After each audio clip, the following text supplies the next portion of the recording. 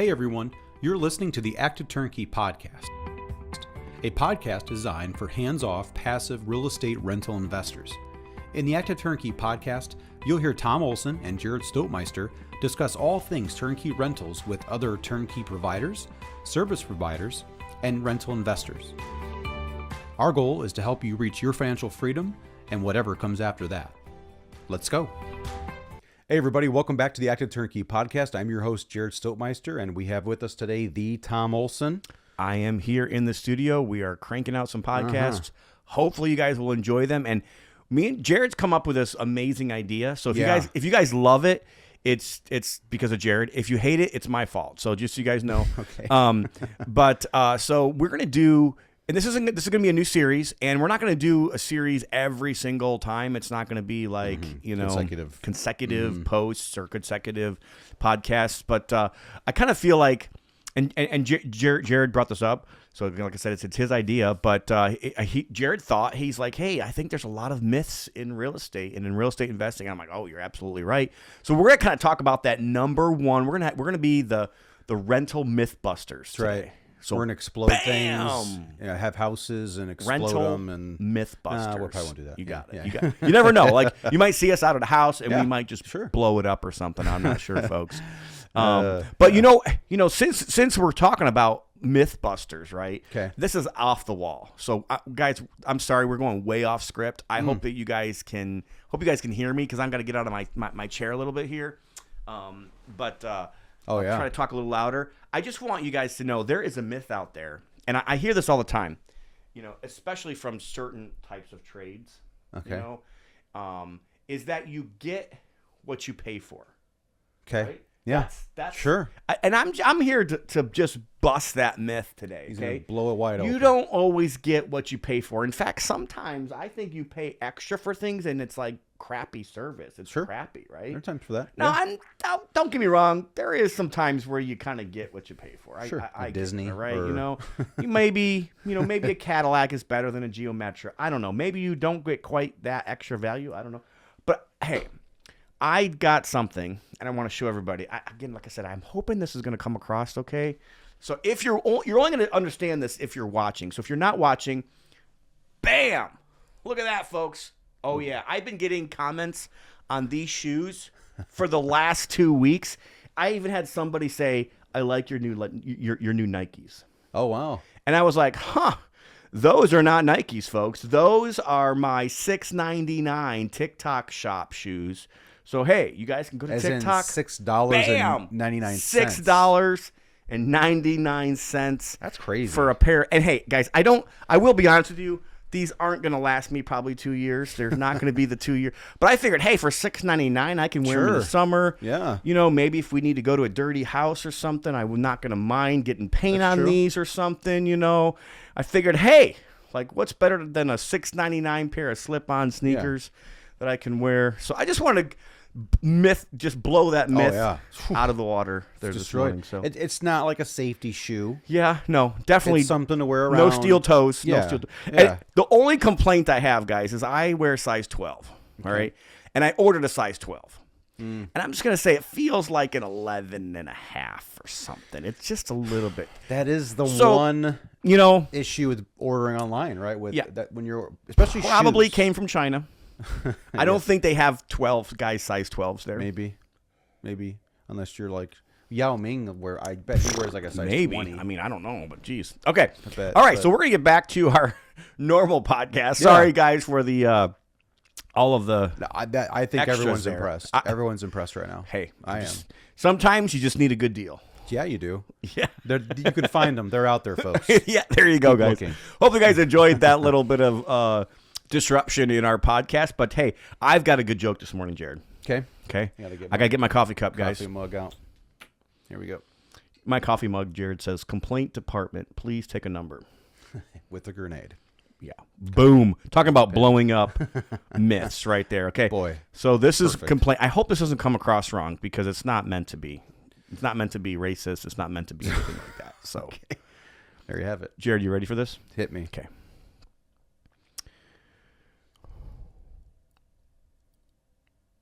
I forgot what the joke was. Here's the joke. No, I got it. Ready? Here we go. Why did the Latino have anxiety?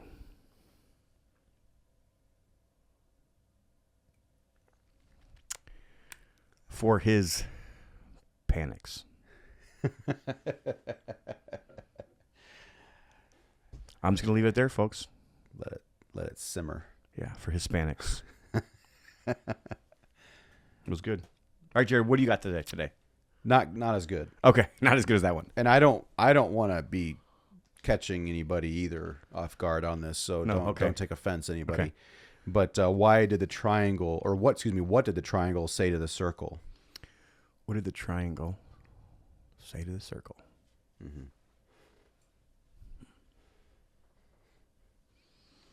You're pointless.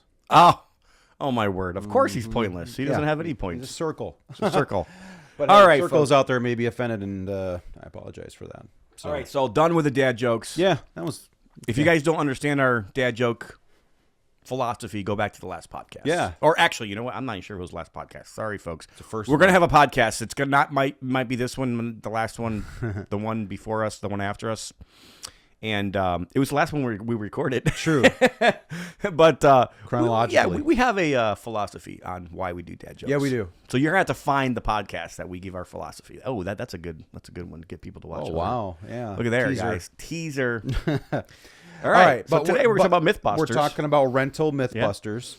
Yeah. And there's plenty of them out there. But this one we wanted to focus on right away because it's real, and it's even real to me. I would say, like me personally, invested with my dad, and the topic is that let me find it here. Cash flow will make you rich. So this is the myth that we intend to bust today. Yeah, cash flow will make you rich, and so like with me personally, I remember when I getting started with my dad, we were building his part of the portfolio, trying to get him retired. And so, the idea was we're do these deals.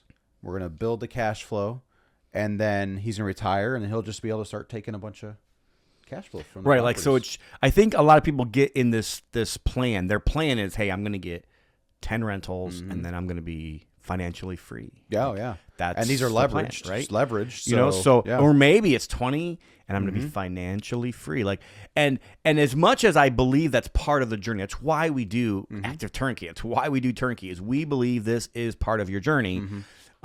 We know that there's other places that you're making money in real estate. So, but before we get into the 4 ways that you actually make money in real estate, me and Jared were talking about this podcast before we got on here, and he mentioned the game Cashflow. Yeah.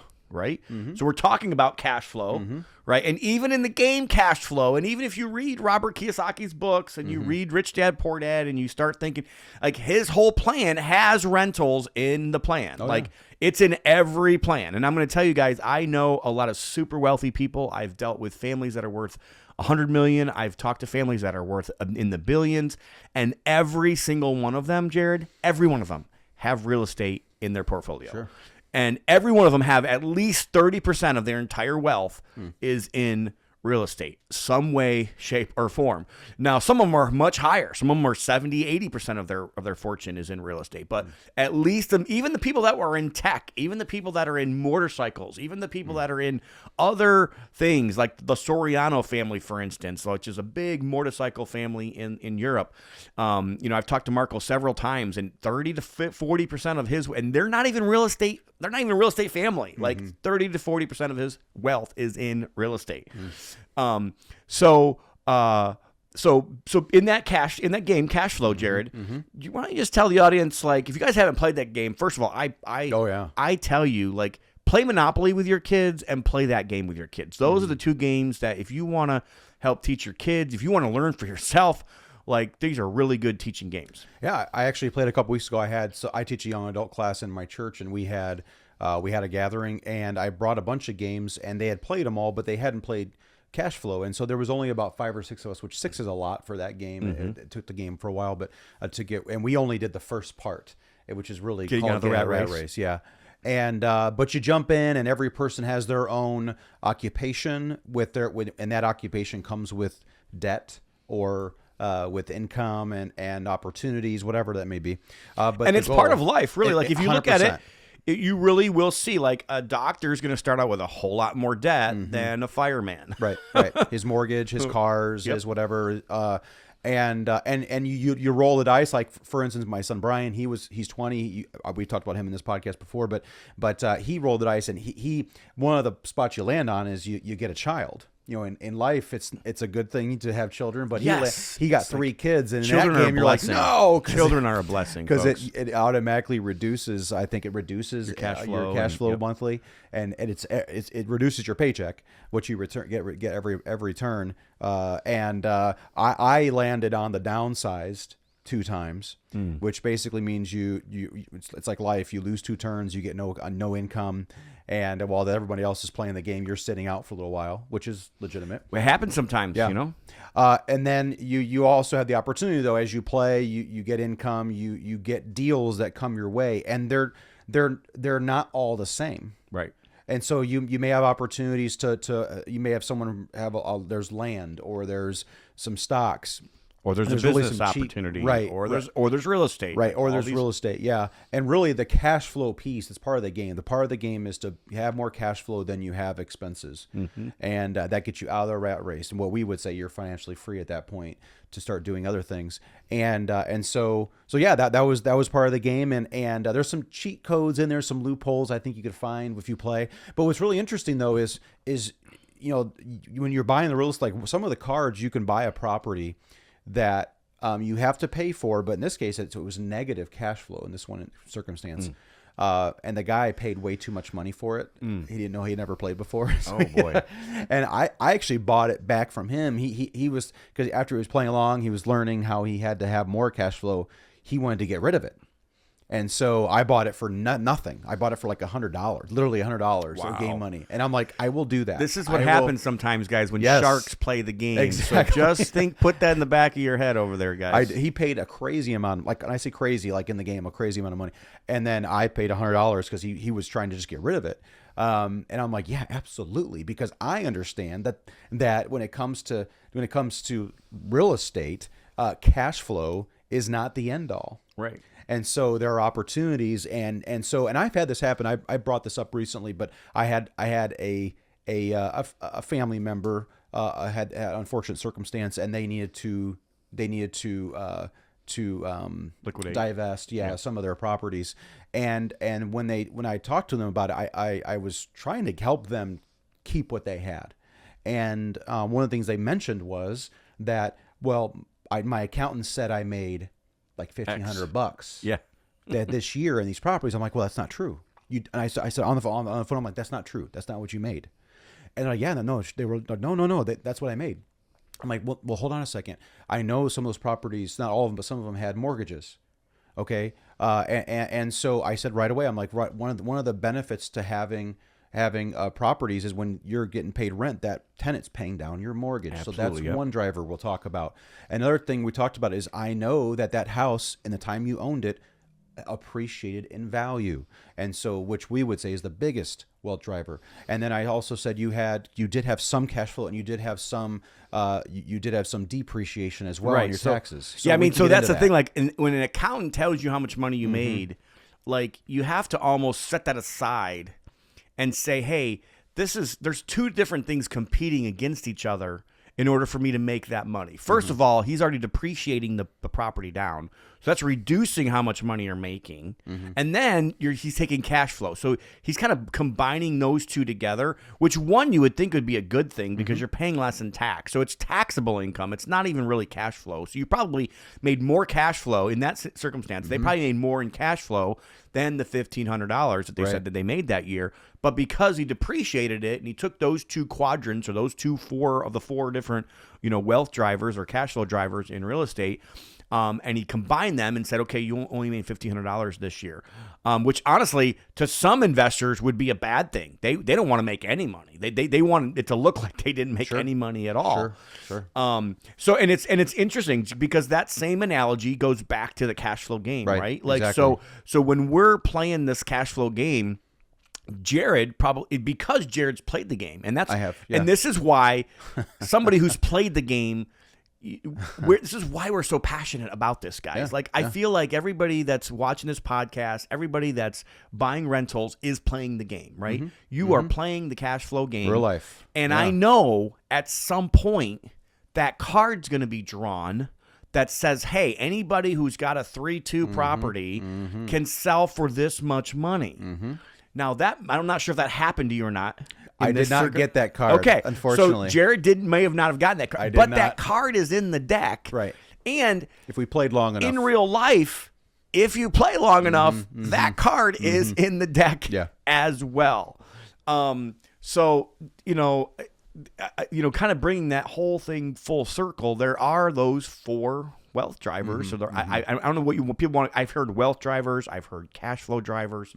There's 4 ways of different ways that you're making money in real estate. Well, one thing to say though, so we can get into the analogy. So let's jump in, Tom, with one of the wealth drivers is appreciation. So one of the things that it kind of hit me recently is that when you're doing your end of year stuff, your accountant's doing all their numbers, the appreciation driver is not realized. Correct. You don't know it. So one thing I'll say is like I had that. I owned the property. It was negative cash flow. It was negative $100 pay period in cash flow. And I was waiting for someone to pull the market card, which says, like you said, 3-2 sell for whatever. But the point is, I still had the card. And it was still appreciating in value technically. So like if I'm owning a property, I may not realize that number, but it doesn't mean that the value's not there. Correct. It's still worth that amount of money. And so, and one thing we've even discussed even recently is that even financial advisors don't even really include the appreciation piece. They don't even understand. I honestly sometimes don't. I think they're either only looking at how they can make money and the only way they want to sell you is how they can make money, or they're just completely oblivious and they don't really understand. Sure. But so you mentioned appreciation is not realized 100%. Yeah. You're 100% right. Until you sell. But the other thing that's not really realized is that equity gain. So you're gaining equity 2 different ways. If you own a property in cash, you may not get that, but your cash flow is going to be much greater. Right. And I also don't want to discount the fact, because I know a lot of our buyers pay cash, and I am not against that. Just so you guys know, I promise you, there are so many other turnkey providers out there that will tell you you're wrong. And that will tell you, and I'm going to tell you why they tell you that you're wrong. They're telling you that you're wrong because they want you to buy 4 properties from them, which more than likely you could buy at least 4 properties from them if you leveraged, right? Sure. I'm not that guy. I believe in both. I feel like there's 2 different paths to that success. There's the cash path, there is the leverage path, and honestly, I see a lot of people doing like a combination of the 2. It would be nice to have a couple properties free and clear, even if you're going to take the high leverage path. It's nice to have a couple free and clear properties. For the what ifs, for like what if I need cash and I don't have any other way to get it. I have a down on it's kind of like a built-in little safety net to a certain degree. I've used that strategy. You got it. I mean, I'm telling you, like equity is not a bad thing. So, but it is like every single month. A lot of times you're making more money each month in the equity paydown than you're making in your cash flow. Oh yeah. And especially after year 7, once year 7 hits, like things really start to change in that, like how much money am I actually making in cash flow? How much money? So this is what I would encourage everybody to do. I would encourage everybody to create a spreadsheet, create a graph, create something on every one of your properties, and to just start like figuring it out. Because at the end of the year, it'd be good for you to be able to say, hey, I didn't just make $1,500 on this rental property. I also made, maybe $6,000 in equity pay down. I also may have made, if it's 4% appreciation, maybe I made $5,000 this year in appreciation. And I also got depreciation, which means I don't have to pay taxes now. It's a deferred tax. Don't get me wrong. It's not an avoidance. It's a deferred tax. And at some point when you sell the property, you're going to have to pay tax on that unless you 1031, which you can.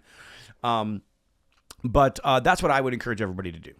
Yeah. Now, one thing I'll tell you though, in that scenario, so again, they needed to do what they did. It helped them. And so, however, At the time, we were buying in Gary, and back then, you can't do this today, but for the most part, but these were occupied properties in Gary, and I was picking them up in the 20,000s in there, thinking that at the time they were worth 70 fixed up to the old, what we would say, the one group or Olson group standard of finishes.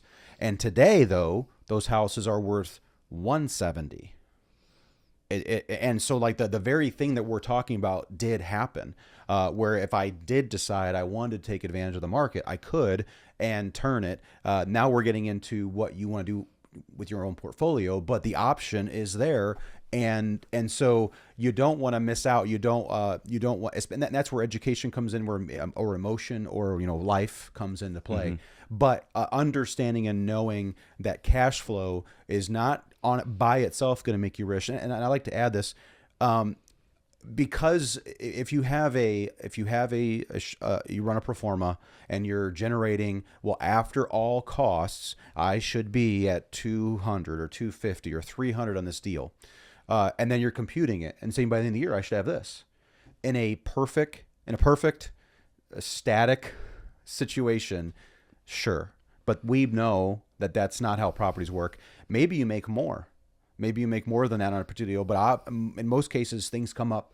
It happens. And you're probably not going to make that. And so if you're basing your decisions and you're thinking you're going to get rich because I'm going to make X amount on every single house, and you have it down to a science per se, it's probably not going to play out that way. Absolutely not. And the best analogy, the best statement I can put out there is cash flow is the glue that holds the deal together.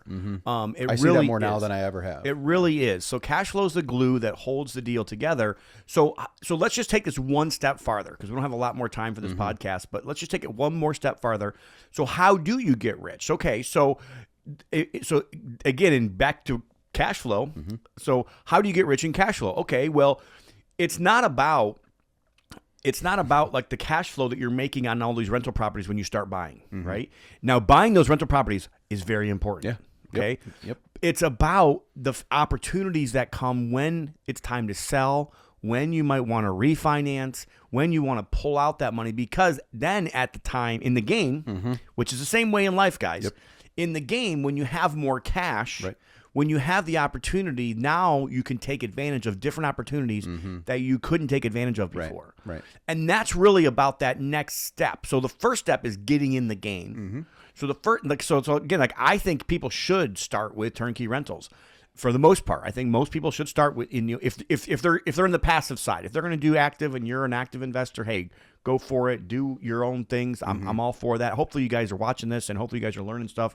But if you're a passive investor, which is who we cater to, buy the real estate. And then when the opportunities come to sell or refinance or 1031 or do whatever you need to do, and then go and find a new property or go and invest it in something else, because that's really that's where the real cash flow happens. The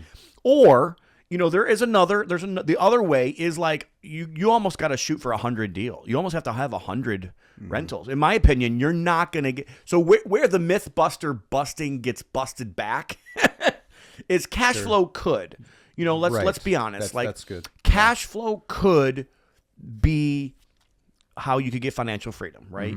But it's going to be at a lot higher amount of houses than you think it's going to be. It's going to be like probably 80 units leveraged, or I'm thinking like, and it really depends on how much the properties are. I've heard of people that have 12 properties out west and they're financially free because they're all free and clear, but all the houses are like $4,000 a month in rent or $3,500 a month in rent. So context matters. Some of it matters on how much these properties, but the typical turnkey house is $150,000. You're going to need, I'm telling you, like probably 20 or more of those free and clear. And again, I think people's expenses are going up. It really depends on how much money you need per month, but you're going to need at least 20. And in most cases, with people that want to live like a decent lifestyle, most people nowadays are spending $150,000 to $200,000 a year. You're probably going to need more. You're probably going to need 30 or 40 of those paid off rentals, or you're going to need 80 to 100. I have a good friend of mine. He's got 180 single family rentals. And you know, he lives 100% off his rentals, obviously. But really, where he's making the money on those leverage deals is in all these other things that we're talking about. Like at some point, he's creating a whole lot of wealth for himself every single month. He's getting appreciation on these. He's getting the tax benefit of not having to pay tax on all the cash flow that he's making. That's where you make money. That's really where financial freedom comes in owning rentals. Yeah, so all this is context. You know, if you, like you just mentioned, if you own 10 free and clear, well, that's going to look a whole lot different than if you have them leveraged and so on. So all that matters. But we wanted to bring that to the forefront because, for one thing, I've experienced that personally, where we thought we would do whatever and have my dad retired with 10 leveraged, with a little bit of added help there for him. But it is different. And so hopefully this podcast helped you for sure and brought you some value, which is our intent from the beginning. And we will add more myths busting to our podcast over the next several months, but I hope that brought you value. Also, just know that we do build rental portfolios for investors. We offer different opportunities. We do have lending opportunities here as well. Tom has another company which is a lending company, so if you're looking to either loan, invest there, or if you're local here, there's opportunities for you to borrow as well with Conduit Capital. But we have many different ways that we can help you as you're trying to build your portfolio, and so we could do that. You can reach us. And maybe you're one of those people that have already cashed out some of this equity. Maybe you've got a couple $100,000, $500,000 sitting in cash. Like maybe one of those other opportunities for now might be investing in a fund like our Conduit Capital Fund, or maybe loaning money to people.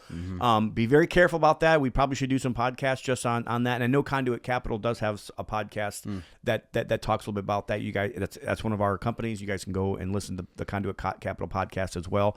But just hopefully this helps you guys. Like Jared said, we do build rental portfolios for investors. If you're interested in that, please go to buyolsongroup.com. I'm sorry, it's onegroupnetwork.com, or you can reach Jared at buyonegroupnetwork.com. That's right. Thank you so much for joining us today. Active Turnkey, the best way to buy rentals. God bless. One Group Network makes no warranty, guarantee, or representation as to the accuracy or sufficiency of the information featured in this podcast. The information, opinions, and recommendations presented in this podcast are for general information only, and any reliance on the information provided in this podcast is done at your own risk. This podcast should not be considered professional advice. Unless specifically stated otherwise, One Group Network does not endorse, approve, recommend, or certify any information, product, process, service, or organization presented or mentioned in this podcast, and information from this podcast should not be referenced in any way to imply such approval or endorsement. Any third-party materials or content of any third-party site referenced in this podcast do not necessarily reflect the opinions, standards, or policy of One Group Network. One Group Network assumes no responsibility or liability for the accuracy or completeness of the content contained in the third-party materials or on third-party sites referenced in this podcast, or the compliance with applicable laws of such materials and or links referenced herein.